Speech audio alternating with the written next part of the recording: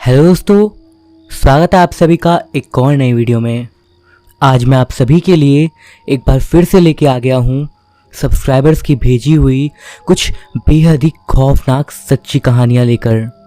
दोस्तों, अगर आप मेरे चैनल पर नए हो तो इसे सब्सक्राइब करना बिल्कुल ना भूलें, क्योंकि मैं आपके लिए ऐसी स्टोरीज लेकर आता रहता हूँ। अगर आपको अपने साथ घटा कोई पैरानॉर्मल इंसिडेंट मुझे बताना हो तो आप उस स्क्रीन पर दिख रही मेरी इंस्टाग्राम आईडी या फिर मेरे व्हाट्सएप नंबर के थ्रू मुझ तक पहुंचा सकते हो। आप कमेंट के ज़रिए मुझे बता सकते हो कि आपको किस तरह की स्टोरी सुनना पसंद है, और वीडियो देखने के बाद इस पर आपके क्या ख्याल हैं मुझे ये भी कमेंट में ज़रूर बताइए, क्योंकि आपके कमेंट्स पढ़कर ही मुझे पता लगता है कि वीडियो आपको पसंद आ रहा है या फिर नहीं। इसी के साथ दोस्तों, अब हम बढ़ते हैं आज की अपनी फर्स्ट स्टोरी की तरफ। ये स्टोरी एक अनजान शख्स ने बताई है। आइए जानते हैं उनकी स्टोरी को उन्हीं के शब्दों में। ये घटना जो मैं आपको बताने जा रहा हूँ ये कुछ महीने पहले की है। मुझे पता है कि ये काफ़ी ज़्यादा अजीब घटना है और आप में से कई लोग इस पर यकीन नहीं करोगे और बस इसे एक मनगढ़ंत कहानी मान लोगे, पर यकीन करिए मैं सच बोल रहा हूँ। उस रात मैं और मेरा कलीग कार्तिक रात के टाइम पे शराब पी रहे थे। हम दोनों ही मेरे घर की छत पे बैठ के ये सब कर रहे थे। तब उसने बोलना चालू करा, वो बस वहाँ पर बैठी रहती है और तू उसे बस देखता रहता है एक पागल की तरह। नहीं यार, ऐसा नहीं है, वो मुझे देखती है। मुझे पता है कि वो मुझे देखना चाहती है और ये भी चाहती है कि मैं उसे देखूं। उसके रेड कलर के बाल हैं और वो बहुत ज़्यादा प्यारी लगती है। और लास्ट टाइम जब उसने मुझे देखा तो उसने मुझे देखकर स्माइल करी। एक जिंदा लड़की ने तुझे देखकर स्माइल करी, ये बोल के मैं बहुत तेज से हंसने लगा। भाई मैं बता रहा हूँ, मुझे प्यार हो गया है। टिंडर विंडर सब बेकार है, बस यही है सच्चा प्यार।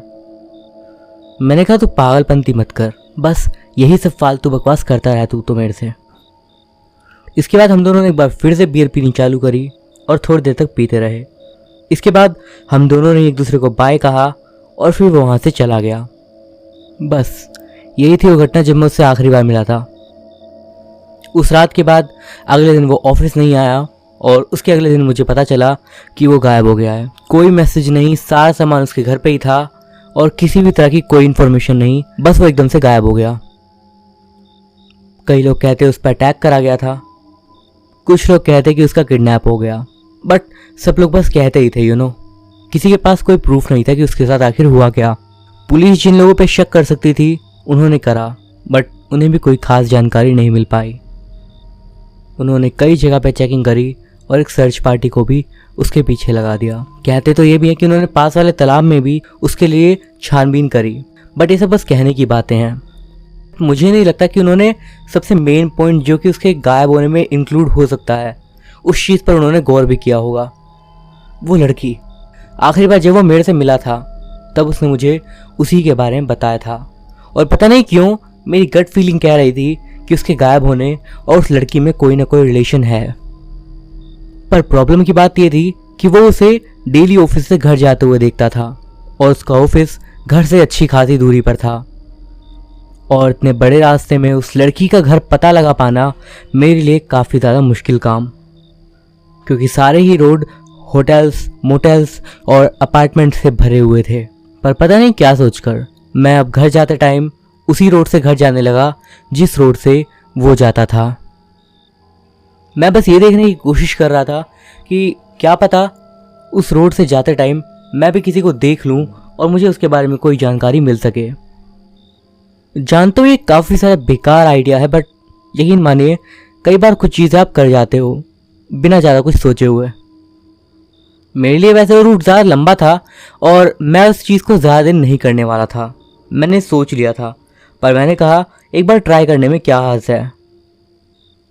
धीरे धीरे 6 हफ्ते बीत गए और मैं उसी रास्ते से घर जाता और जाते टाइम इधर उधर घरों और अपार्टमेंट्स में देखता कि मुझे कोई लड़की दिखती या नहीं। सुनने में काफ़ी ज़्यादा अजीब लगता है ना।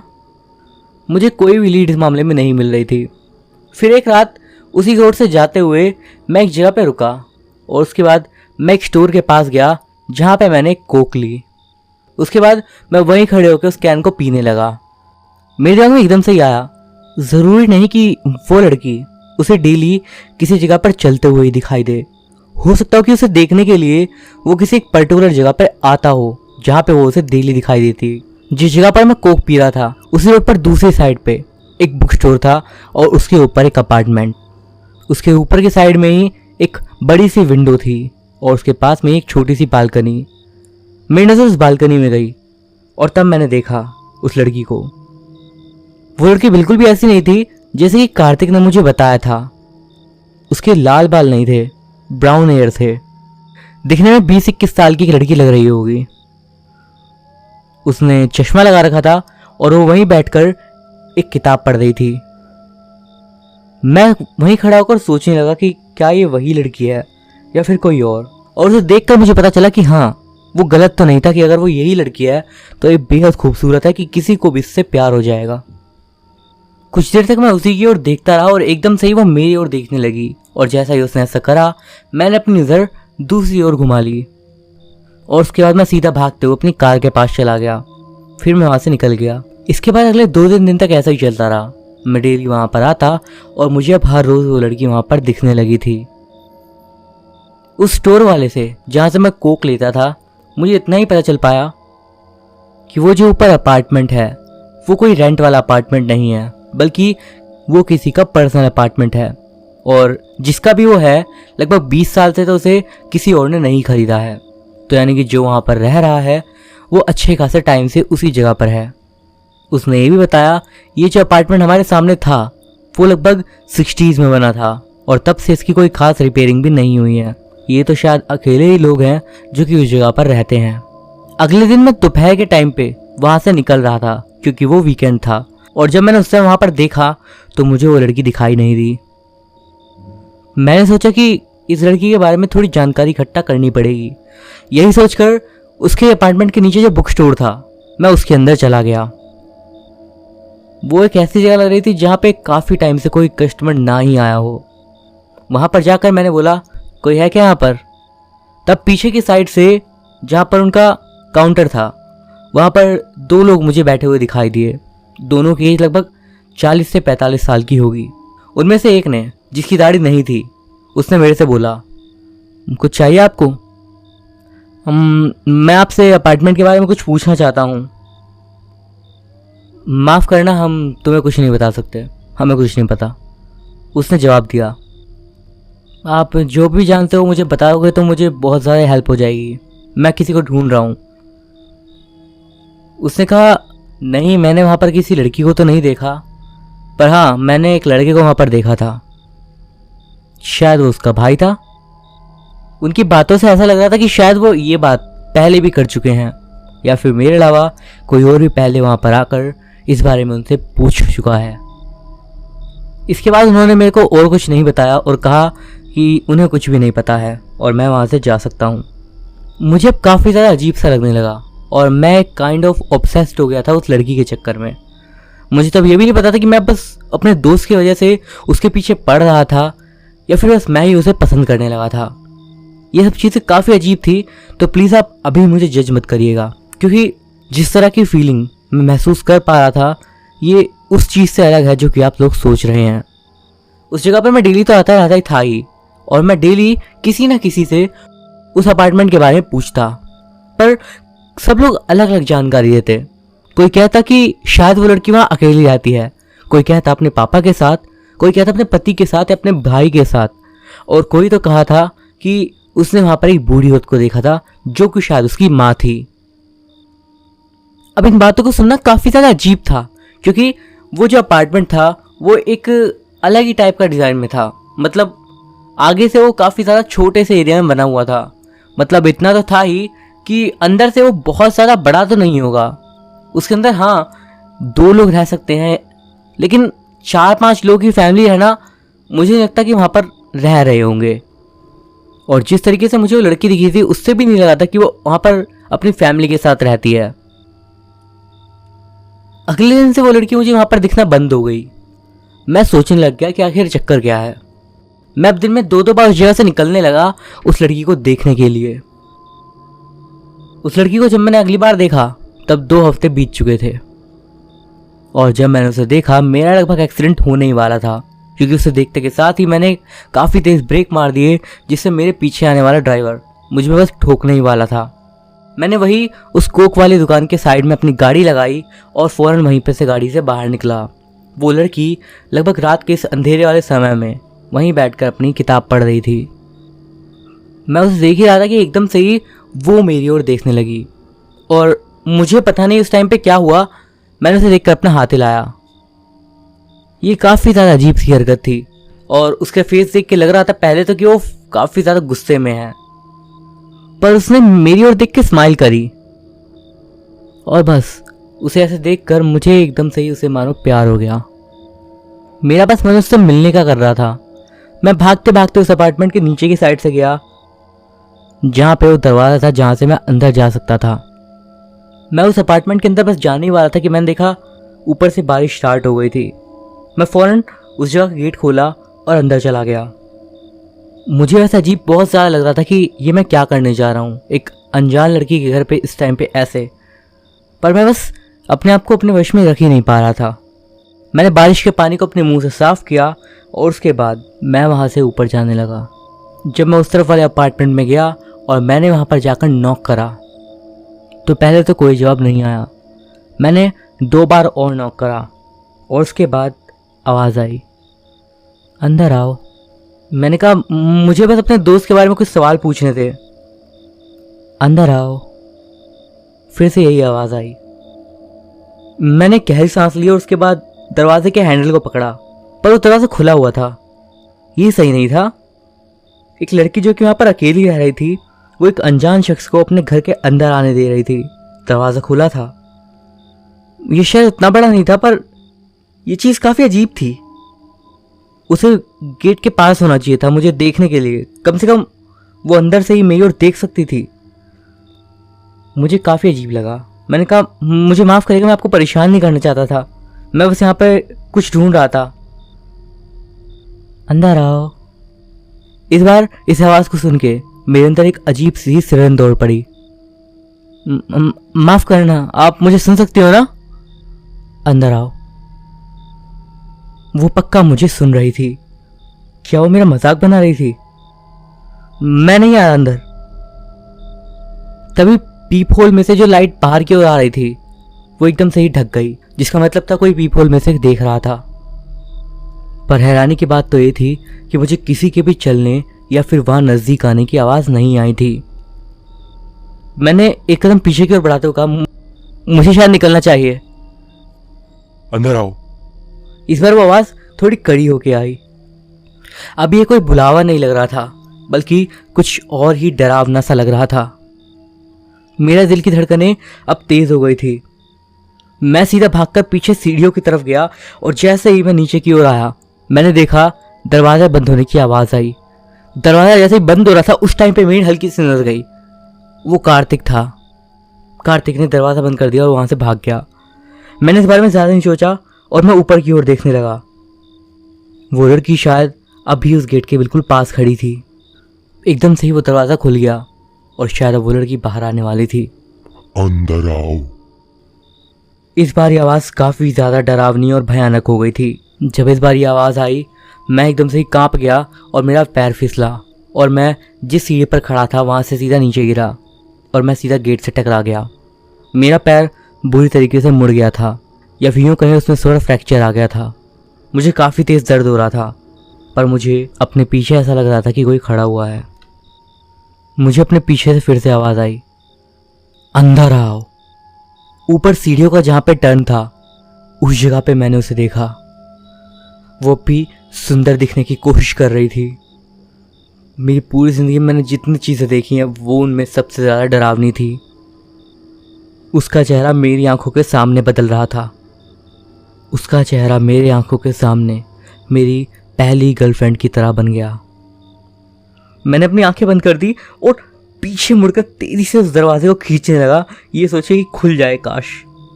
और तभी मुझे पीछे से कदमों की आवाज़ आने लगी, जिसका मतलब था कि वो नीचे और आ रही है। मैं अब जोर जोर से चिल्लाने लगा, मत करो, कोई तो बचाओ। एकदम से ही मेरे कंधे पर किसी का हाथ आया। मैं काफ़ी ज़ोर से चीखा कि इतने में ही वो दरवाज़ा जो कि बाहर से बंद था वो खोल दिया गया। ये उनमें से ही एक आदमी था जिसे मैंने बाहर वाली बुक स्टोर पे देखा था। एकदम से मुझे आवाज़ आई तेज़ी से ऊपर जाने की, यानी कि वो जो भी चीज़ थी वो तेज़ी से ऊपर चली गई। मुझे नहीं यकीन आ रहा था कि मैं क्या देख रहा हूँ। जैसे ही दरवाज़ा उस आदमी ने खोला, क्योंकि मेरा पैर मुड़ा हुआ था, मैं सीधा ज़मीन पर नीचे गिर गया। मैं ज़ोर से चिल्लाया, प्लीज़ पुलिस बुलाओ। उन अंकल ने मेरी ओर देखा और उसके बाद पुलिस को कॉल कर दिया। उन्होंने मेरे से पूछा, तुम्हारे साथ क्या हुआ? मैं कुछ नहीं बोला और चुपचाप वहीं बैठा रहा। तब तक बैठा रहा जब तक पुलिस नहीं आ गई। उसके बाद मैंने उन्हें सब कुछ बताया कि मेरे ऊपर हमला हुआ था और मैंने यहाँ पर ये सब चीज़ें देखी और कार्तिक भी यहीं पर था। उन लोगों ने शायद मेरी बात पर ज़्यादा ध्यान दिया ही नहीं। वो ऑफिसर्स आपस में कुछ बात करने लगे और उसके बाद वो मुझे अपनी कार में बिठाकर वहाँ से ले गए। पर मुझे नहीं लगता कि उन्होंने कभी भी इस बारे में जानने की कोशिश करी कि मेरे साथ आखिर क्या हुआ। शायद उन्हें मेरी बातें बस अजीब लगी और उन्होंने इस पर कोई रिसर्च करी ही नहीं। मैं जब भी उनसे इस बारे में पूछता तो वो मेरे से कहते कि उस अपार्टमेंट में तो कोई रहता ही नहीं है। किसी और ऑफिसर से पूछता तो वो बोलता कि वहाँ पर जो रहते हैं वो शहर से बाहर गए हैं, और दूसरा ऑफिसर बोलता कि वो तो एक स्टोरेज एरिया है। मुझे बस यही घुमा फिरा के लोग जवाब दे देते, पर सीधा जवाब कोई नहीं देता। मुझे लगता है कि कार्तिक अब भी वहीं है और उसके साथ उस चीज़ ने कुछ कर दिया है, उस चीज़ ने जो कि वहाँ ऊपर रहती है।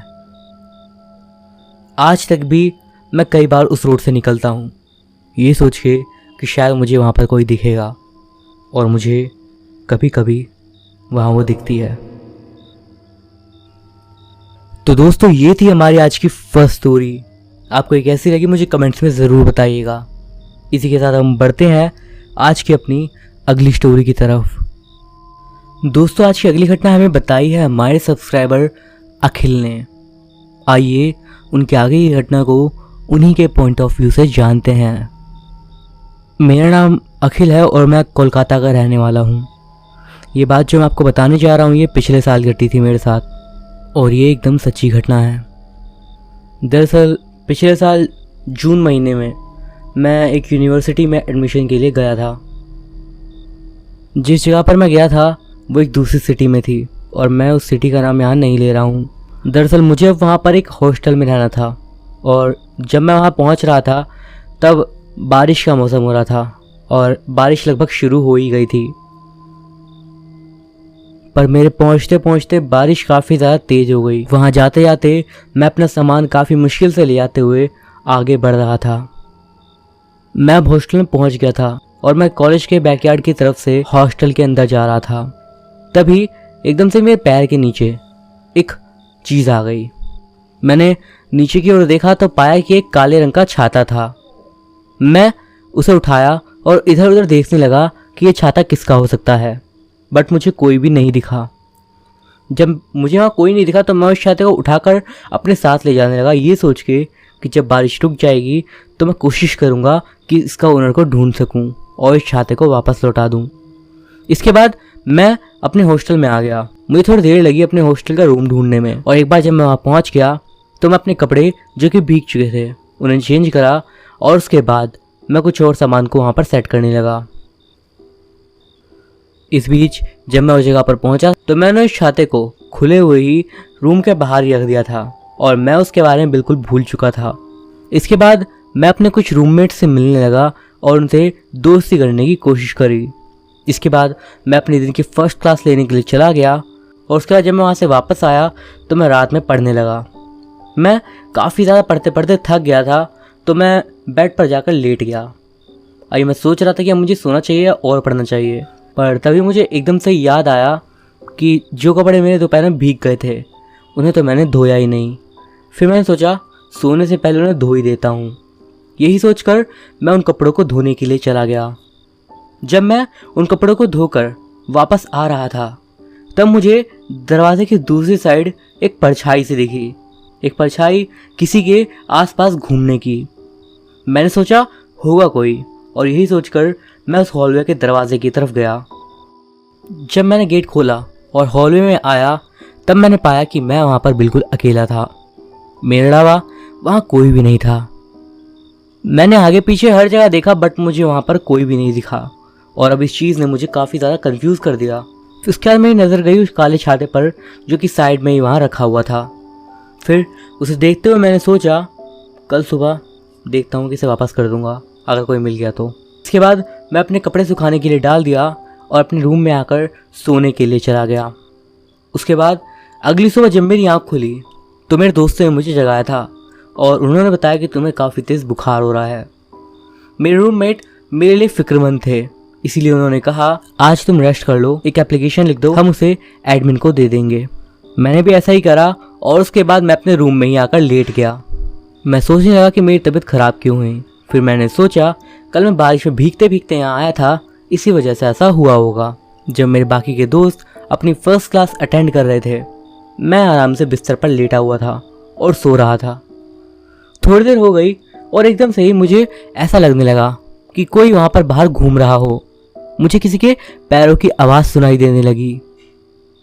मेरा फेस बेड पर लेटे हुए दीवार की तरफ था और तभी एकदम से मुझे ऐसा लगने लगा कि कोई मेरे पीछे मेरे रूम में ही घूम रहा हो।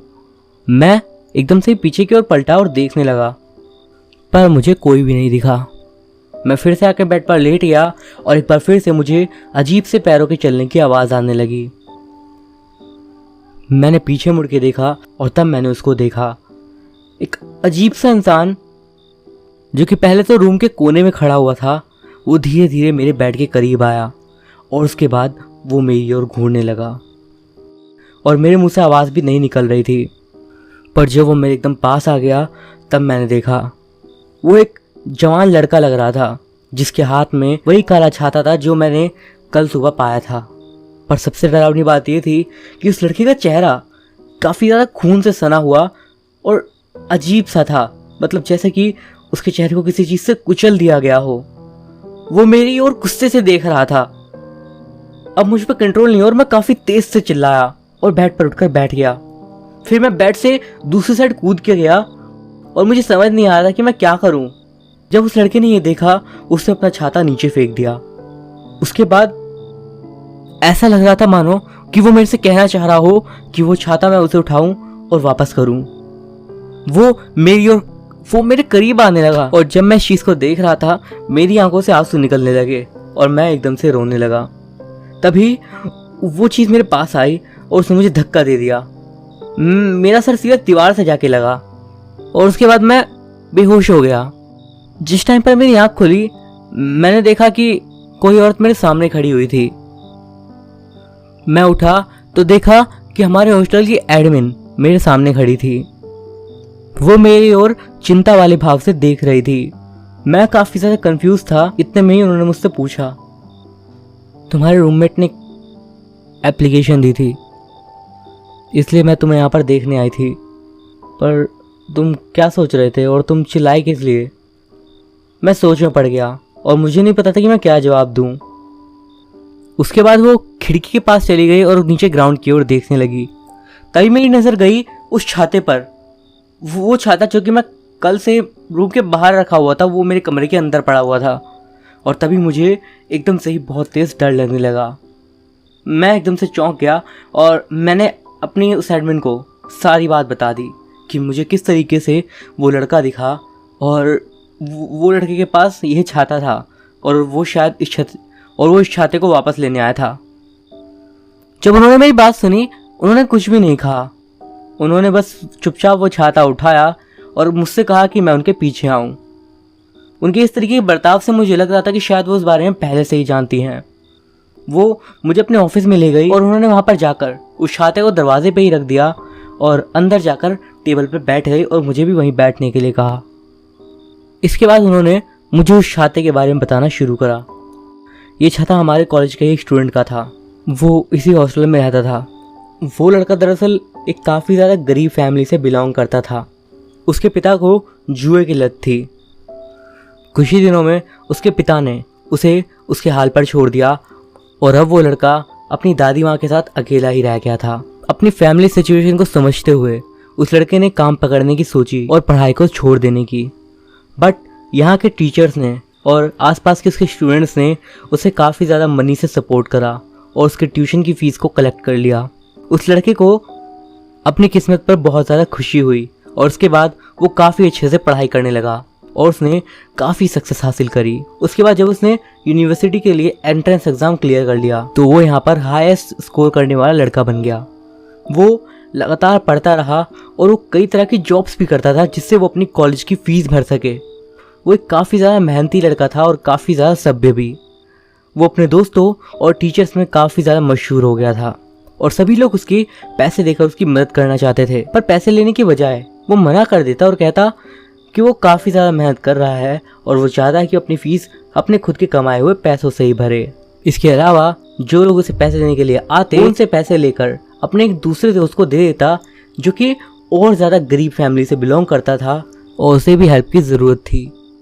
उस लड़के का दिल बहुत ही बड़ा था, सब कुछ बिल्कुल ठीक चल रहा था।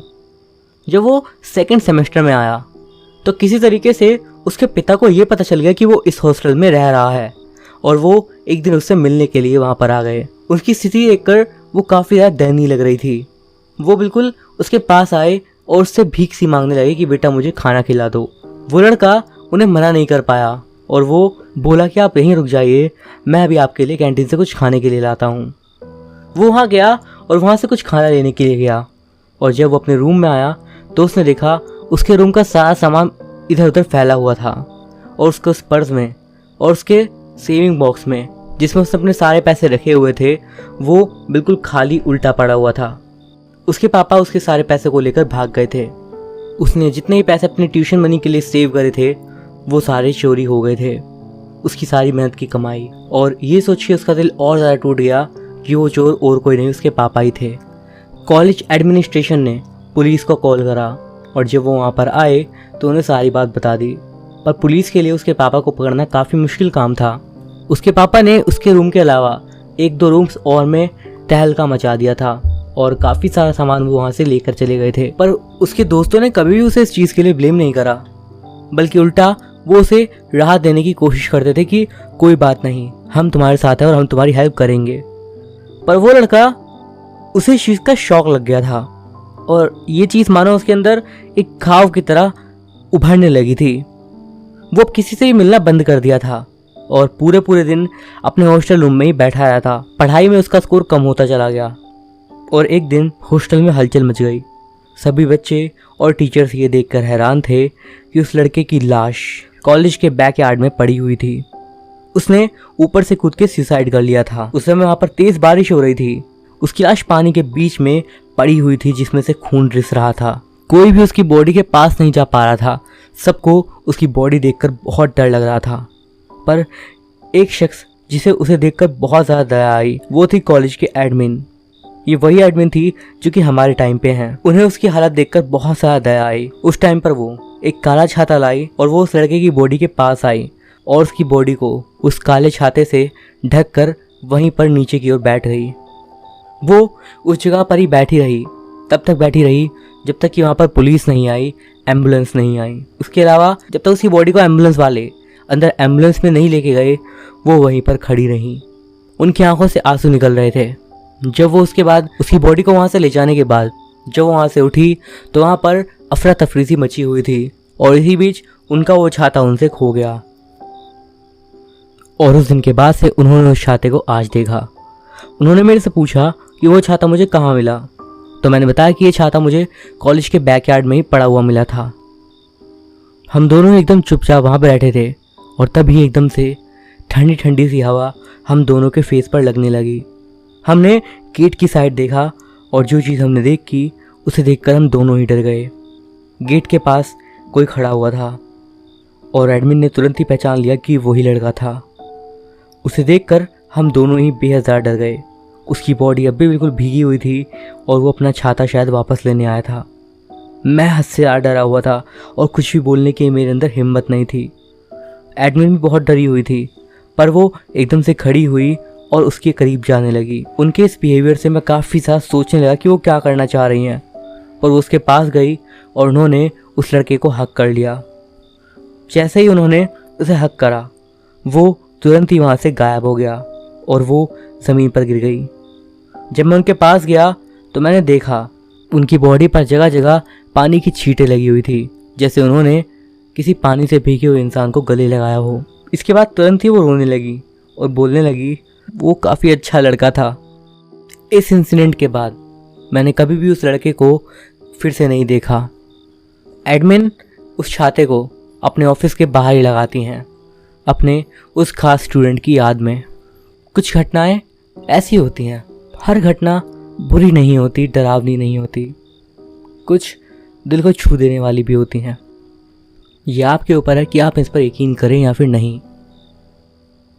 तो दोस्तों, ये थी हमारी आज की कहानियाँ। आपको आज का वीडियो कैसा लगा मुझे ज़रूर बताइएगा। पसंद आया हो तो एक लाइक ज़रूर करिएगा और कमेंट सेक्शन में ज़रूर एक अच्छा सा कमेंट करिएगा, क्योंकि आपके कमेंट्स और लाइक्स ही मेरे लिए अगले वीडियो का मोटिवेशन है। और प्लीज़ आप सभी व्यूअर्स की मेरे को बहुत हेल्प की ज़रूरत है, क्योंकि चैनल की रीच कुछ खास नहीं चल रही है। और आप मेरी हेल्प करोगे तो मैं भी आपके लिए बेहतरीन स्टोरीज लाने की कोशिश करूँगा। इसी के साथ मैं अभिषेक मिलता हूँ आपसे अगली वीडियो में। तब तक के लिए बाय।